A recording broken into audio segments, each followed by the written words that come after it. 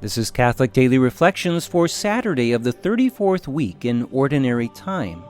Today's reflection is entitled, Stay Awake. Beware that your hearts do not become drowsy from carousingness and drunkenness and the anxieties of daily life, and that day catch you by surprise like a trap. This is the last day of our liturgical year. And on this day, the Gospel reminds us of how easy it is to become lazy in our life of faith. It reminds us that our hearts can become drowsy from carousing and drunkenness and the anxieties of daily life. Let's look at these temptations. First, we are warned against carousing and drunkenness. This certainly applies on a literal level, meaning we should obviously avoid abusing drugs and alcohol. But it also applies to numerous other ways that we are made drowsy through a lack of temperance. Abuse of alcohol is only one way of escaping from the burdens of life. But there are many ways we can do this. Any time we give in to an excess of one sort or another, we begin to let our hearts become drowsy on a spiritual level. Whenever we seek momentary escapes from life without turning to God, we allow ourselves to become spiritually drowsy.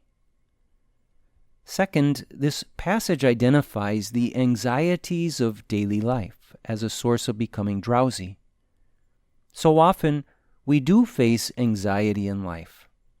We can feel overwhelmed and overly burdened by one thing or another. When we feel burdened by life, we tend to look for a way out. And far too often, the way out is something that makes us spiritually drowsy. Jesus speaks this gospel as a way of challenging us to remain awake and vigilant in our life of faith. This happens when we keep the truth in our minds and hearts and our eyes on the will of God. The moment we turn our eyes to the burdens of life and fail to see God in the midst of all things, we become spiritually drowsy and begin, in a sense, to fall asleep.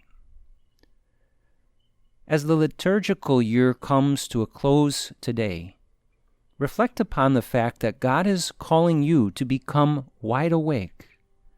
He wants your full attention, and He wants you completely sober in your life of faith.